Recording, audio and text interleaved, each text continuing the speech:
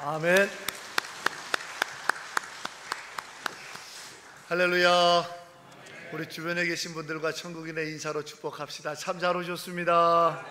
참 잘 오셨습니다. 명절 연휴들을 잘 보내고 건강한 모습으로 함께 예배하게 됨을 하나님께 감사로 영광 올리며, 또한 성도 여러분 한 분 한 분에게도 명절 연휴 동안 수고하셨고, 이제 또 하나님 앞에서 엎드려 경배하며 예배자로서의 사명을 충실히 감당하게 되는 은혜가 있기를 주의 이름으로 축원합니다. 오늘 이 시간 우리 교회에 등록해서 신앙의 삶을 살기를 원하여 청하시는 부부가 계셔서 소개하겠습니다. 박희재 성도님과 박은희 성도님 두 분이신데 잠깐 일어나시겠습니까? 네.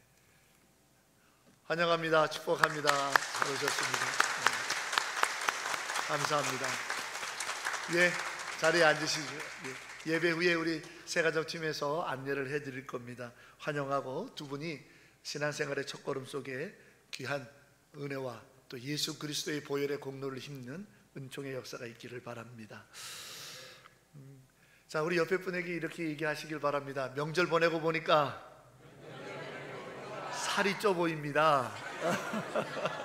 예, 뭐 더도 말고 덜도 말고 한가위만 같으라 해서 많이 먹는 계절이라고 하는데, 요즘은 또 그렇기도 딱히 그렇지는 않습니다만, 그러나 참 복스러운 시간들 보냈으면 합니다. 또 그 시간들을 통해서 하나님의 은혜에 좀 더 가까이 갈 수 있었으면 하는 소망을 가져봅니다.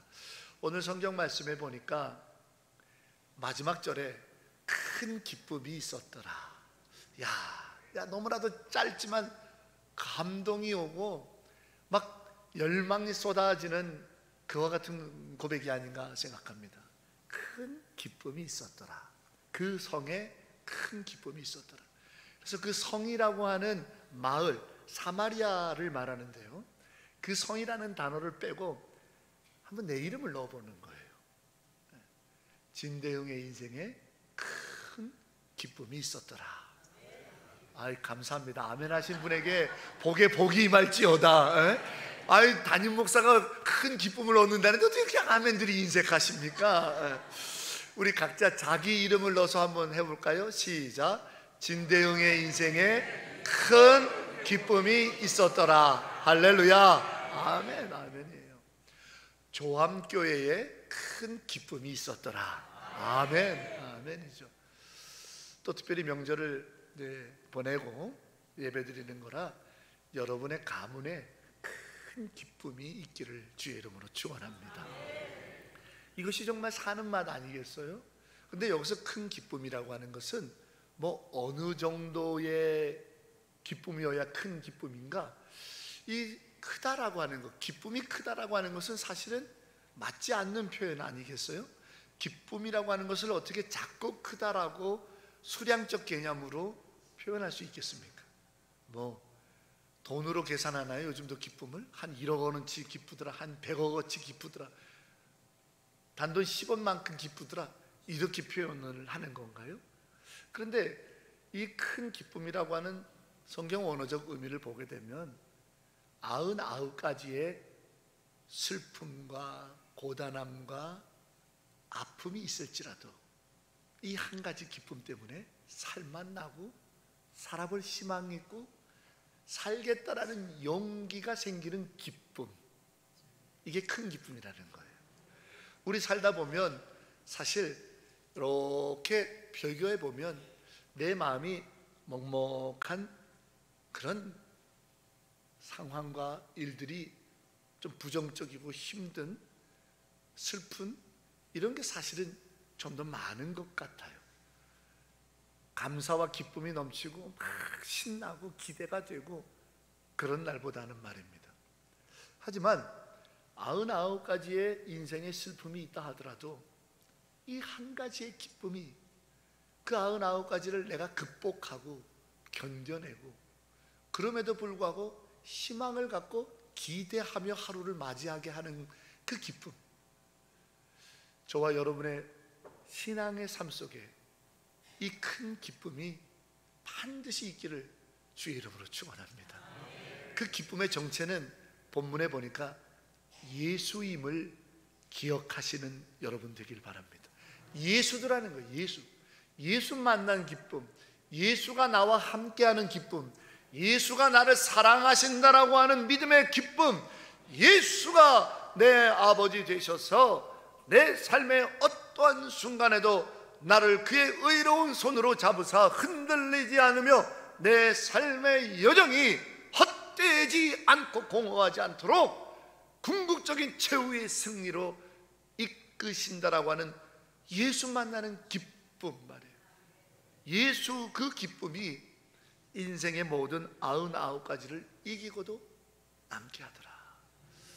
오늘은 바로 이 큰 기쁨을 좀 우리가 누리고, 이 큰 기쁨을 여러분 한 사람으로 인하여 여러분의 가문에 충만케 되어지고, 이 큰 기쁨이 조암교회에서부터 퍼져나가서 마치 에스겔 47장의 환상과 같이 성전문에서 흘러나왔던 물이 온 땅을 적시고 가득 채워서 생명이 살고 병이 고쳐지고 열매가 맺어지고 마른 땅에 열매가 수없이 맺어지게 되는 그 기쁨의 역사가 조암제단을 통해서 가정에, 조암제단을 통해 이 일대에 충만케 되어지는 은혜가 있기를 소망합니다.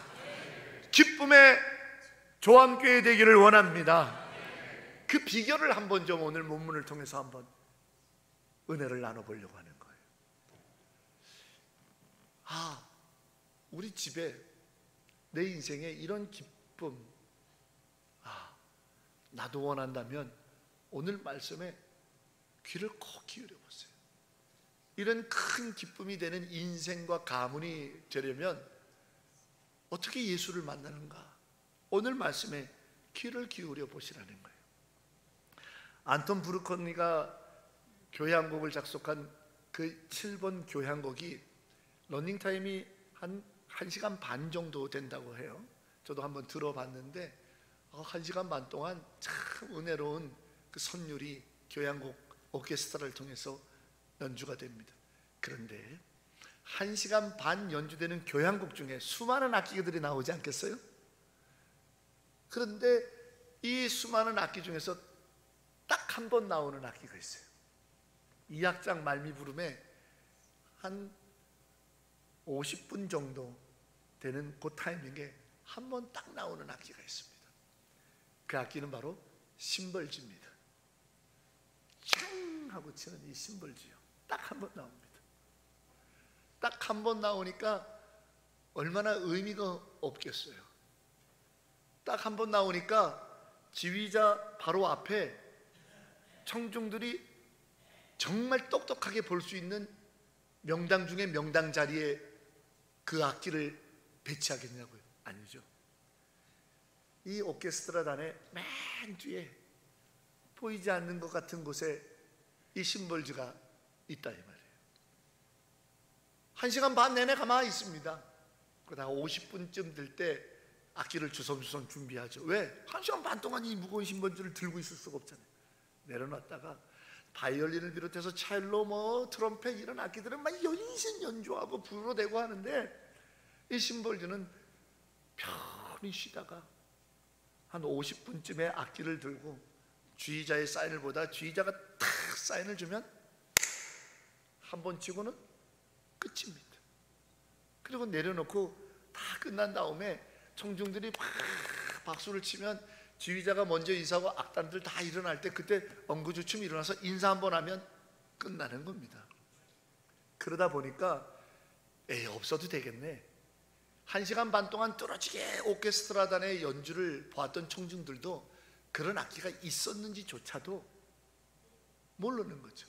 중요하지 않으니까 없어도 되지 않겠냐, 심벌 좀 빼고 합시다, 이럴 수 있을런지 모릅니다.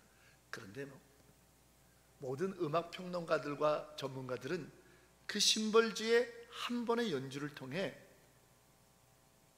곡의 분위기와 곡이 말하라고 하는 메시지가 드디어 전환되면서 이 곡을 통해서 들려주고 싶어 했던 그 마음이 완성되어 간다, 그렇게 심벌지 하나의 연주를 평가합니다.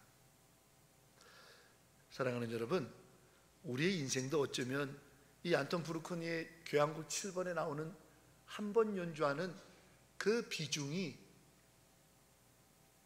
누구에게도 중요하다고 여길 만큼 두드러지지 않는 인생을 사는 것이 대부분입니다.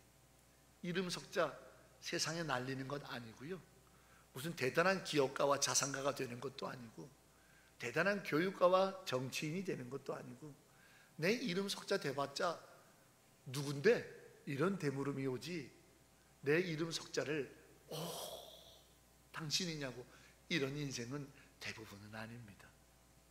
그래서 어쩌면 이 심벌지처럼 뭐 이렇게 사나 저렇게 사나 그렇게 생각하려는지 모르고, 내 하루하루의 삶의 한순간을 이 심벌지처럼 쳐도 그만 안 쳐도 그만, 자기 스스로를, 또 다른 누군가의 삶을 그렇게 평가하며 우리가 지낼는지도 모르겠습니다. 돌이켜보니 99가지가 아니라 999가지가 참 고단했던 삶이고 쉽지 않았던 인생의 여정인데, 뭘 내가 그렇게 대단하다고 라고 생각하는지도 모릅니다.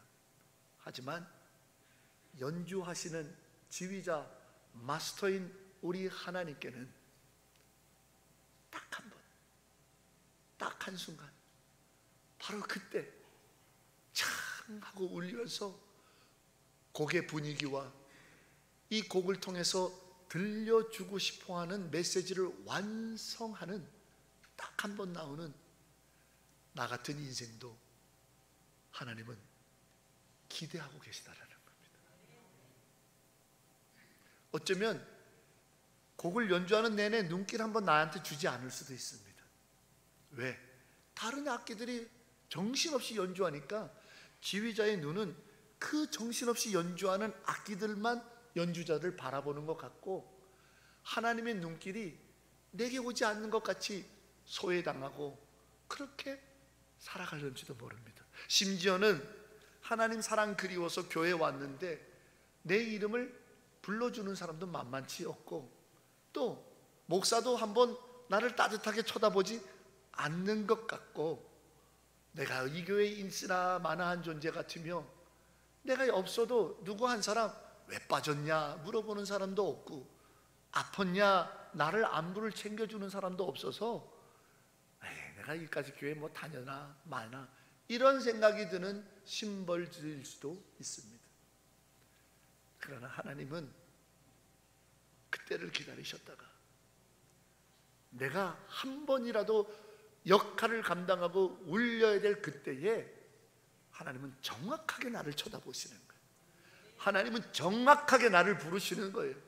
그리고 하나님은 정확하게 내가 그 타이밍을 놓칠까 봐 나에게 사인을 주시면서 울리라 이거요, 외치라 이거요, 살으라 이거요, 견뎌내라 이거요, 찬송하라 하며 나를 부르시는 내 아버지이시라는 거죠. 사랑하는 여러분, 하나님께서 우리를 그 눈길로 바라보시면 이때다 하실 때가 있는 인생이 우리이고, 그걸 통해서 있으나 마나한 것이 아니라 나의 삶을 통해서, 나의 예배를 통해서, 나의 고백을 통해서 하나님 나라가 완성된다라는 사실을 기억하시길 바랍니다. 하나님이 이 땅에 펼치기를 원하시는 계획들이 온전케 되는 것이 바로 나같이 연약하고 한 번밖에 안 나오는 있으나 마나할 것 같은 심벌지인 내 인생도 하나님께는 필요하다, 하나님 나라를 위해 필요하다, 하나님의 사랑의 영광을 위해서 필요하다라는 분명한 믿음이 이 시간 여러분에게 있기를 주의 이름으로 축원합니다. 사실이요, 사실입니다. 그 믿음에서 큰 기쁨은 싹트기 시작하는 거예요. 그런데 오늘 8절에 큰 기쁨이 일어나려면 오늘 1절에 어디서부터 시작되는지를 우리가 점검해 봐야 됩니다. 오늘 1절을 보니까 사울이 그 사람이 죽는 건 마땅하더라. 그 사람은 스데반이에요. 예수 믿다가 돌 맞아 죽은 순교자 스데반. 그 스데반이 죽은 게 마땅한 일이다, 싸고지다, 당연한 거다, 이렇게 여겨지는 상황인 거예요. 그런데 바로 1절은 이어서 말하기를 박해가 시작됐다는 거예요. 예루살렘 교회에 박해가 시작이 됐다는 거예요. 박해가. 큰 기쁨이 어디서부터 시작이 되냐면 박해에서부터 시작됐다는 이 사실을 여러분 놓치지 마세요. 그렇다면 2000년 전에 예루살렘 교회 성도들에게 박해는 예수 믿으면 감옥에 붙잡혀가고, 예수 믿으면 돌에 맞고, 예수 믿으면 사람들로부터 왕따를 당하고, 예수 믿으면 그 지역사회에서부터 뭐 저런 게 다 있냐라고 하는 욕을 먹는 상황이 지금 성경에 기록되어 있는 큰 기쁨을 만들었던 박해라면, 오늘날 저와 여러분의 삶 속에서의 이 박해는 뭘까요? 예, 그렇습니다. 고단한 우리의 삶의 현실입니다. 먹고 살기 쉽지 않고, 어느 한 곳에서 희망을 듣기에 쉽지 않은 현 사회, 그리고 야, 이럴 수 있나 라고 하는 탄식으로 가슴이 저며오는 소식들, 여러분의 삶 속에 실존하고 있는 질병의 위협과 고통과 아픔, 그리고 우리들 안에 있는 물질의 문제로 인해서 곤고한 세월들을 살아가는 일들, 여기 대부분 다 부모님들이시니까 자녀들의 문제로 인해 가지고 속이 많이 상하고 어려움 당하고 눈물 흘릴 수밖에 없는 그런 인생의 곤고한 현실이 우리에게는 박해더라는 거예요. 왜? 믿음 생활하기 쉽지 않게 만들고 있고, 낙심하게 만들고 있고, 심벌주 연주자처럼 하나님이 나를 보지 않는 것 같고, 나를 중요하게 여기지 않으니까 내가 나와도 그만, 안 나와도 그만, 나를 쳐다도 보지 않는 그런 것 같은 마음의 속상함과 먹먹함과 그런 신앙의 시험들이 박해더라는 거예요. 그런데 이 박해에서 어떻게 그와 같은 큰 기쁨이 솟아났는가? 성경에 보니까 이 예루살렘 교회 교인들은 박해가 임하니까 흩어졌더라 라고 써져 있어요. 이게 두 번째 단계. 흩어진 것 도망간다는 얘기 아닙니까? 예루살렘에 있으면 이런 박해에 언제 감옥에 갇힐지 모르고 언제 돌 맞을지 모르니까 야반도주했다라는 뜻 아닙니까? 라고 세상은 읽을 겁니다. 어쩌면 여러분들도 그렇게 읽으실 분이 있을는지 모르는데 그런 생각은 마음속에서 지우세요. 왜냐하면 이들이 흩어졌어요. 흩어져서 오늘 성경에 나와 있는 곳곳으로 퍼졌다고 그랬는데 그 곳곳 중에 하나를 사마리아로 지금 꼭 집어서 얘기해요. 여러분, 이들이 돌 맞고 겁나서 흩어져서 도망간 사마리아는요, 예루살렘에서 반나절도 안 걸리는 거리예요.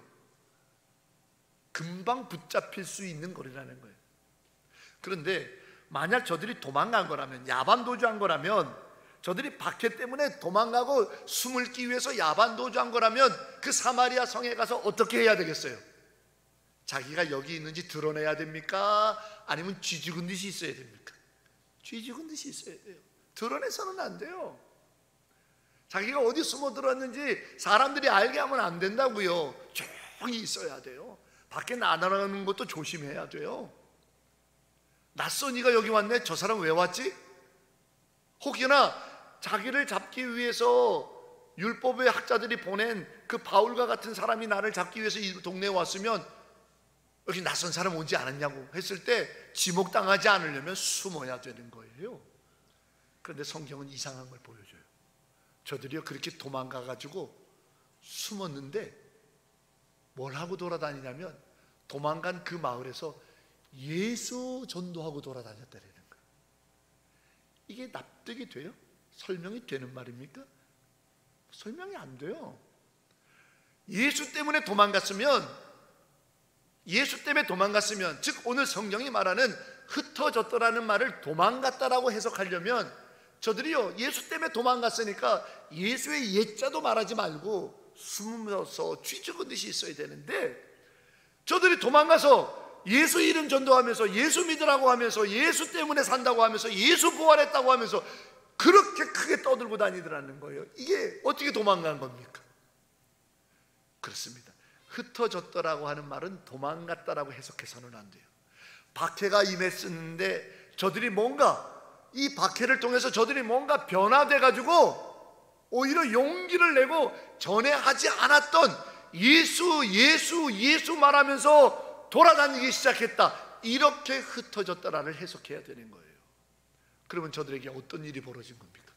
도대체 무슨 일이 있기 때문에 그 박해 속에서도, 이 고통의 질병 속에서도, 이 자식의 문제의 어려움 속에서도, 이 질병의 눈물 속에서도, 돈 때문에 어려움 당하고 힘들어하면서도, 인간의 관계 때문에 괴로워하면서도 도대체 그들에게 무슨 일이 있었기에 저들이 흩어졌냐 이 말이에요. 오히려 더 용기를 내서 예수 얘기하며 돌아다녔냐 이 말이에요. 그것이 큰 기쁨의 비결 중에 비결이더라는 거예요. 저는 오늘 그걸 얘기하고 싶은 거예요. 어떤 특별한 사람들이 아주 태어날 때부터 구별돼 가지고 아주 양지 바른 곳에서만 어떤 근심 걱정도 없이 부모 잘 만나가지고 금수저 다이아몬드 수저가 돼가지고, 그런 사람들이 큰 기쁨이 아니더라는 거예요. 박해가 왔지만, 인생에 박해가 있지만 뭔가 달라진 인생들이 흩어져서 용기 백배하여 예수를 외치니까 큰 기쁨이 있더라는 거죠. 이 명확한 사실들을 여러분께서 기억하셔서 도대체 무슨 일이 있었느냐.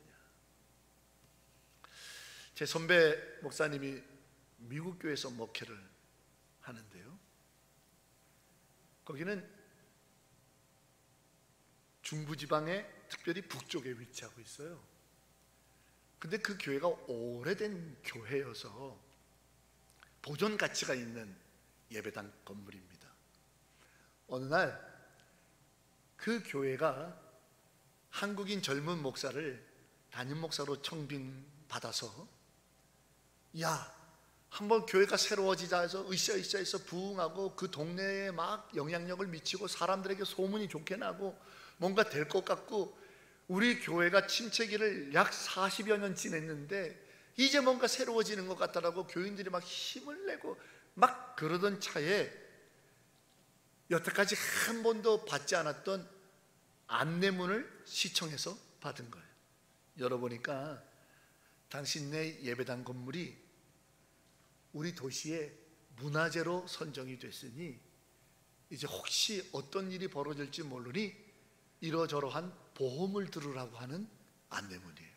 그래서 문의해 보니까 반드시 들어야 되는 거더라고요. 근데 그 보험료가 만만치 않습니다. 교인들 중에서는요, 괜히 그냥 평상시대로 있었으면 아무 문제 없었을 걸, 왜 이렇게 교회가 뭐 부흥한다고 전도하러 나가고 교회가 사회의 문을 열어가지고 우리 교회 와갖고 이런 것도 해보시고 저런 것도 해보시라고 하면서 이런 일을 벌려갖고 괜히 소문 나가지고 우리 교회 건물이 눈에 딱 들어와가지고 보험 들으라고 그랬다고 이렇게 말하는 교인도 있고, 별의별 얘기들이 다 있는 거예요. 그래서 회의를 한 끝에 너무너무 사람들의 마음이 괴로워진 거예요. 왜? 회의를 하면 회의를 할수록 회의만 드는 게 회의거든요. 그러니까 근심 걱정만 더 더해진 거예요. 그런데 그 교회에 한 집사님이 손을 바짝 들더니, 목사님, 왜 말씀해 보세요. 그랬더니, 아니, 이 집이 우리 집이요? 하나님 집이라며요. 그럼 하나님이 알아서 하시겠죠. 그때까지는 모든 교인과 목사님이 그러니까 보험 같은 거 들지 맙시다 이렇게 말할 줄 알았는데, 그러면 하나님 집이니까 우리가 잘 보존해야 되니까 까짓거 보험 듭시다. 하나님이 뭐 어떻게 하실지 우리 뭐 기대해 봅시다. 혹시 아세요? 하나님이 허리케인을 보내갖고 이 집을 다 부셔가지고 보상을 보험보다도 훨씬 많이 받아갖고 새 집을 짓게 하실지. 그랬더니 교인들이 다 뻥 터졌어요. 왜? 미국의 역사상 그 지역까지 허리케인이 올라온 적이 없거든요. 중북부이기 때문에 허리케인이 거기까지 내륙을 관통해서 온 적이 없어요. 그 사람들이 말도 안 되는 소리라고 웃었어요. 근데 그 한마디에 사람들이 그래 봅시다. 그래서 그냥 통과가 돼가지고 보험을 들었어요. 그때부터 그 교인들은 모일 때마다 기도하기 시작한 거예요. 허리케인을 보내주십시오. 허리케인을 보내주십시오. 주여, 허리케인이 여기까지 올라오게 하셔서 우리 주변에 있는 마을들은 보존하고 이 교회만 부숴주십시오. 이렇게 기도할 수밖에 없었던 거예요. 왜? 보험료가 거의 1,000만 돈인데 그렇게 해서 교회가 완파가 되면 받는 보험이 어마어마하거든요. 어떻게 됐을까요? 예, 지금까지도 허리케인은 안 왔습니다. 그런데 놀라운 일이 벌어진 거예요. 처음에는 교인들이 얼토당토 않게 그렇게 기도하기 시작했지만 하나님의 성령은 얼토당토 않는 기도지만 기도하는 자들의 입술과 마음을 이끌기 시작하셨어요. 죄를 자복하는 회개의 기도로, 목사를 위한 중보의 기도로, 그 교회 아파 병들어 있는 자들을 위한 치유의 기도로 기도의 불길이 번지기 시작하는데, 그 전까지는 메마른 신앙생활을 하던 교인들이 처음으로 기도의 기쁨을 느끼기 시작하는 거예요. 처음으로 자백하며 회개하는 그 만족한 충만한 은혜를 누리기 시작하는 거예요. 기도의 불이 임하기 시작하니까 교회가 너무너무 달라지기 시작하는 거예요. 그 목사님이 이 간증을 목회자들 모임 속에서 함께 나누면서 하는 얘기가 이 결론이었습니다. 우리에게 사실 1,000만 원이 넘는 돈의 보험료는 당시 우리 교회 수준에서는 버거운 일이었습니다. 거의 고통스러운 일이었습니다. 그러나 그 문제를 가지고 우리는 회의만 했었지 기도할 줄 몰랐고, 기도하기 시작하니까 그 고통스러운 문제를 통해 하시려고 했던 하나님의 일들이 드러나기 시작했더라고요. 자, 오늘 박해가 왔어요. 이 박해가 온 예루살렘 교회 교인들이 뭔 일이 있었기에 저들이 바뀌어서 저렇게 달라져서 도망가는 흩어짐이 아니라 예수를 말하는 흩어짐으로 큰 기쁨을 일으켰느냐? 오늘 성경은 어디서 해석이 되느냐? 사도행전 1장 8절을 통해 해석이 되는 거예요. 무슨 일이 있었는지. 사도행전 1장 8절, 오직 성령이 너희에게 임하면 너희가 권능을 받고 예루살렘과 온 유대와 사마리아와 땅끝까지 이르러 내 증인이 되리라. 할렐루야.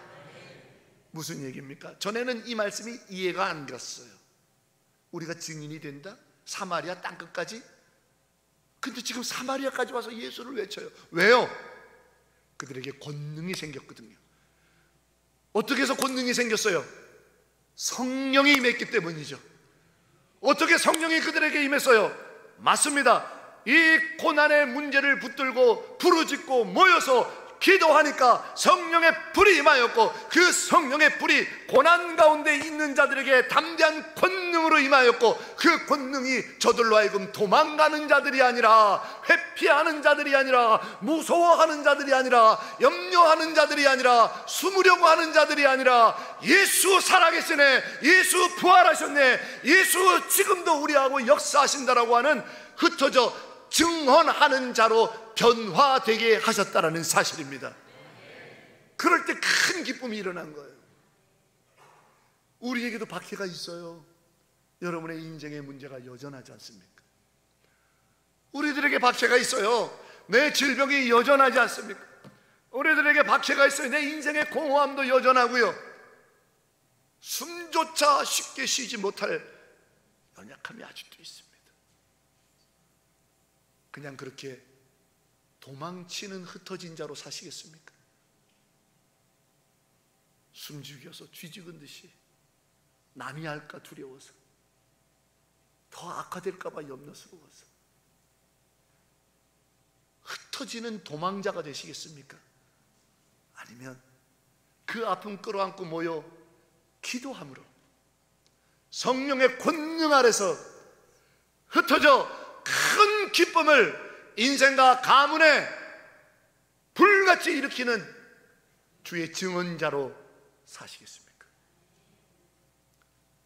사랑하는 성도 여러분, 도망하는 흩어지는 자가 아니라 큰 기쁨을 일으키는 증언자의 흩어짐이 여러분의 발걸음이 되기를 주의 이름으로 축원합니다. 그러니 울지만 말고, 두려워만 하지 말고, 주저하거나 숨으려 하지 말고 기도합시다.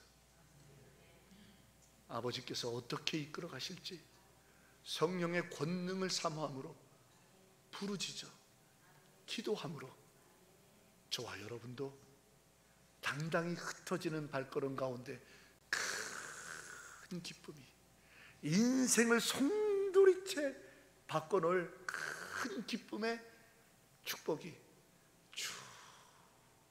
충만하기를 주님의 이름으로 간절히 축원합니다. 할렐루야. 주님, 우리의 삶의 발걸음을 주장하소서.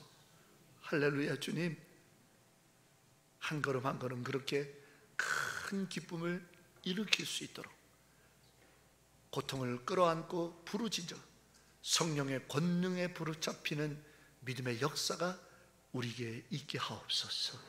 예수님의 이름으로 기도합니다. 아멘.